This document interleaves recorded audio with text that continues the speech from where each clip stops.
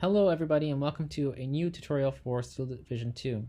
In this video we'll be looking at the offensive tactic of probing in your 1v1 match. To me, a probe is a small, precise strike into a suspected weakness in the opponent's front line, consisting of a self-sufficient task force. In a way, you can think of a probe as either a very heavy recon mission or a very light assault. One of the largest problems I see with many players is tunnel vision. They pick a certain part of the map to attack and very rarely commit to another front, even if the opportunity is still there. This can happen at any level, and even the best players can succumb to this. This tactic works against even the most heavily armored divisions. Now, by self-sufficient, and this is really important, I mean that the task force must be able to have the necessary counters to any of the units that may be found in its way. For example, a probe within a dense forest is going to require flamethrowers to counter any TNT squads. You will also need squads that can actually dish out raw damage, like a submachine gun squad, or just a plain Gavardio or Panzergrenadier squad. Just anything that can stand up on its own to enemy fire and dish out fire on its own. And these troops will also need veterancy to give them a decisive edge in their attack. So to demonstrate, let me show a couple examples on a few locations what a successful self-sufficient probe would actually look like. Alright, so now we're in Orsha North, and we'll see what kind of probing we can actually do in this matchup. Looks like I'm going against the Panzer Layers, so this will be a very interesting matchup. Alright, so on this map there's a couple of contenders for where to really probe. There's this area which I have quite a bit of concentration of armored forces and some pretty competent infantry as well. And then there's also here, but kind of less, but I have the ability to call in quite a bit of T-34s to really aid my advance. So really, actually, considering that I've already seen a Panzergrenadier in here, let's try to probe here. So we have the commander, we have a Superi, we have a Gavardia DP, an OT-34, another Gavardia squad. So let's see, let's bring up maybe a mortar to really show maybe something that could be in this compound. Let's bring up some more T-34s and some backup Gavardia. So in total that's 60, 100 points, 160, 180, and 200 points.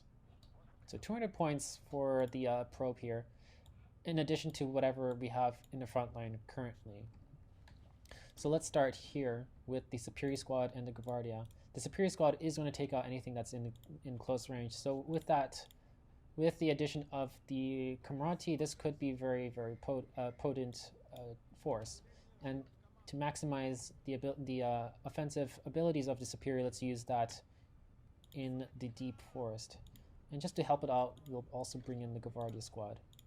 At the same time, let's bring up the Gavardia DP, but let's time it so that we only advance the ones in the open here only when the Gavardias here make it, as well as the T-34s, since we're, timing is a big component to conducting a successful probe. Alright, so the Gavardia are nearly there, and we'll offload one of them here and one of them there.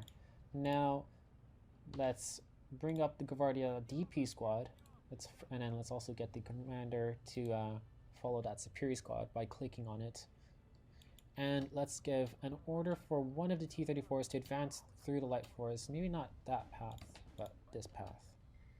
And the second one, fast move there, and move there, and let's get the Gavardias moving, and the OT-34 as well. And let's see how this works out, and let's unload the mortar. And as expected, there is something actually in the compound, and that's actually a good enough squad to take out the Superi squad. So let's move those Superis out of the way and start targeting that squad with the mortar. So now the barrage is on its way, and the AI has brought some flame half tracks. And with the first barrage done, let's bring up the infantry. Let's move the T-34 here. Ooh, and there's a Panzergrenadier squad in the forest. So that should be That should be dead. Let's keep moving. There goes the flame half track. And now there's nothing in general vicinity. There's actually a Jagdpanzer, and that's pretty deadly. But we've caught it in a pincer movement from the two sides, and the otherwise very deadly Jagdpanzer has been dealt with. And now there's a humongous amount of area in front of us that we can capture, and let's rush in those T-34s and claim as much land while the AI is struggling to fill in his front line here. So move everything as fast as possible to the front line. And again, with every ground you gain, you also want to secure the ground behind it that you've captured. So let's bring up an AT gun here, and perhaps it's not actually a great firing. Doesn't have a great position to really get a view of the road, but at the very least, have something that can target any vehicles. And just like that, we have an extra point. Let's even start moving to the west. And I am working with a ridiculous amount of points because I'm not being really tested by the AI. But the idea is still the same. I can, with this probe here, it's also revealed the opportunity to take that point as well. So let's do that.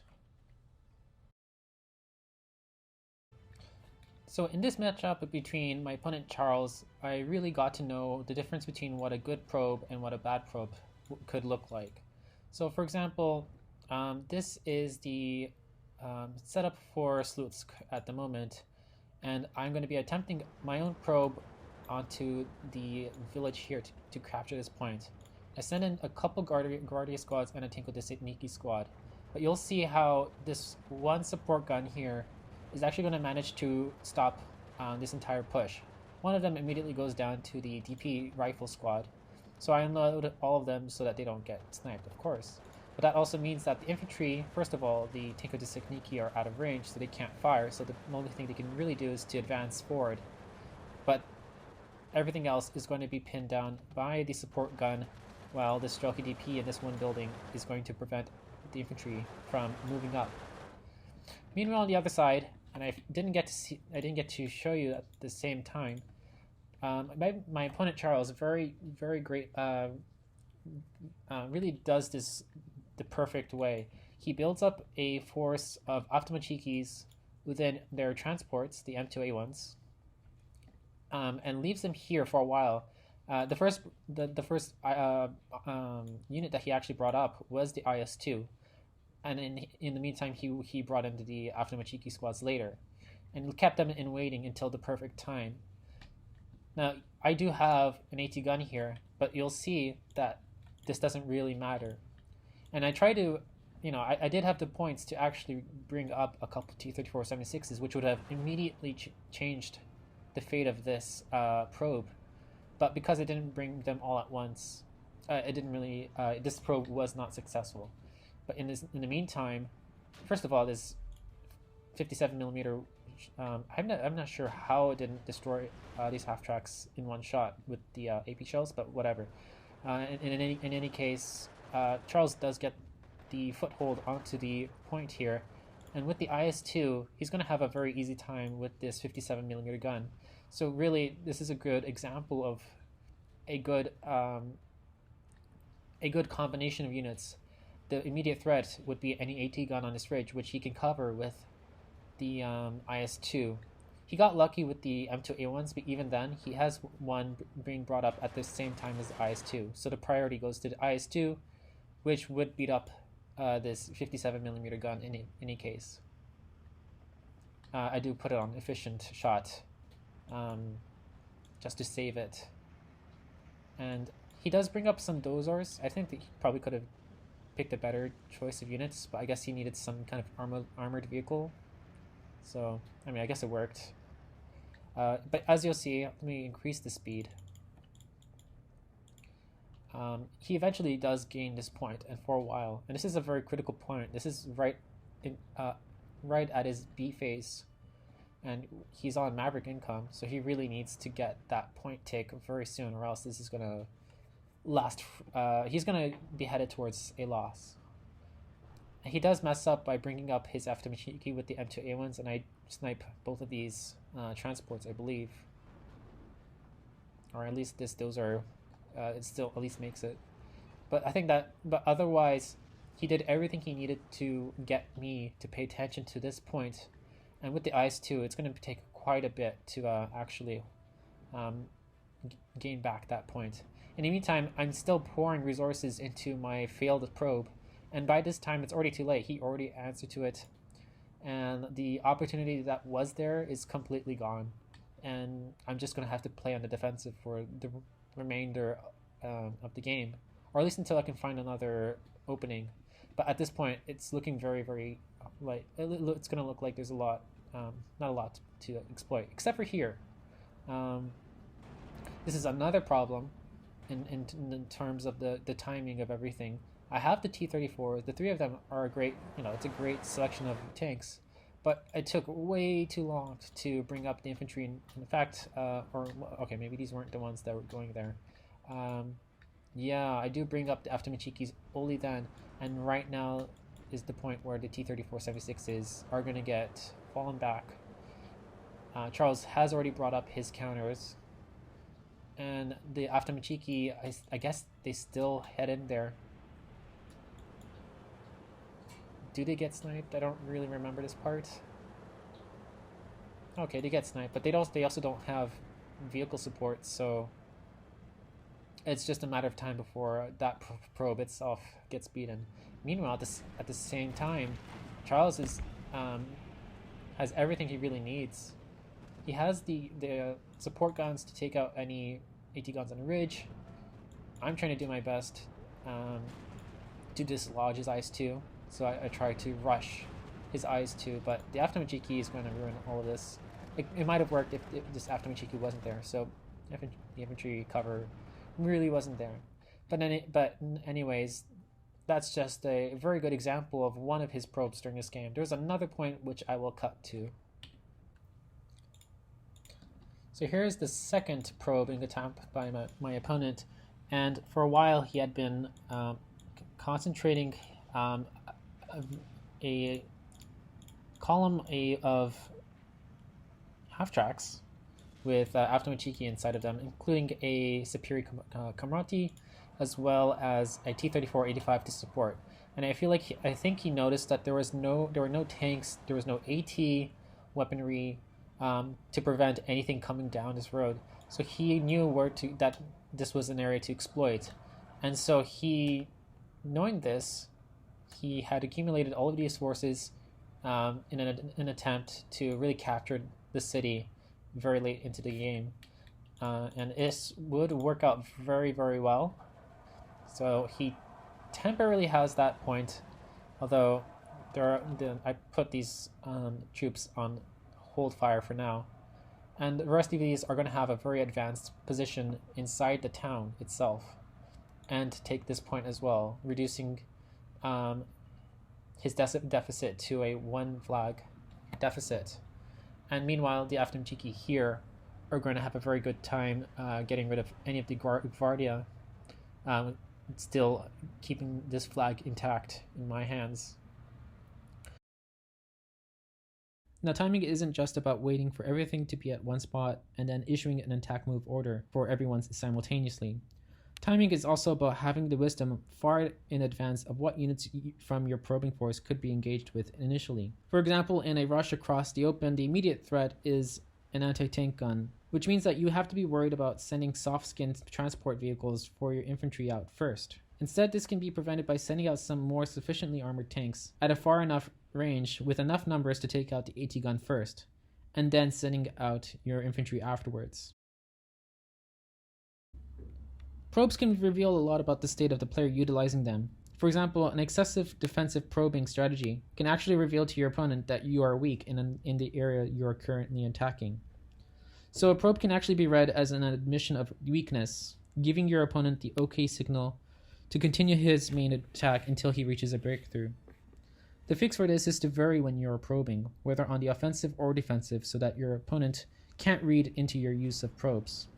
Another weakness is that if you're being slowly suffocated by a really good offense, like a very strong mechanized force of a King Tiger with Gepards or half-tracks, it doesn't really help attacking an unrelated area when you're still going to be eventually run over by that very same group of vehicles. Sometimes you have no choice but to meet your opponent head-on. Finally, the last weakness, and the weakness that I really just found out about, is a bad choice of income. Probing isn't a cheap tactic, as you might expect. You may need a couple 100 points for a decent probe, and if you're playing an income type that doesn't give you enough resources, you will never actually have the opportunity to probe. This is what I found out after playing with the balanced income type for too long. The only time you will have the income comparable to the 150 A phase points for Vanguard incomes, or the 180 B phase point of Maverick, is during C phase when you get 170 points per tick. But by this point, the average game tends to be less strategic and more about attrition warfare, and so the density of units on the map will make the base level of points required for a successful probe to soar, since you will have a plethora of different units that you may end up having to engage with each probe. At that point, there is no point in probing, and instead it's just about managing your kill-death ratio so you don't end up without any manpower to fight with. For that reason, I recommend Vanguard and Maverick for a probing intense playstyle, which is the kind of playstyle I try to aim for. This is not to say you can't probe with Balance or Juggernaut, but it is a lot riskier as you're going to be working with a lot less points. The implication of all of this is that a probe-heavy playstyle is something that you don't have a lot of time to work with, as you will be massively disadvantaged by the C phase.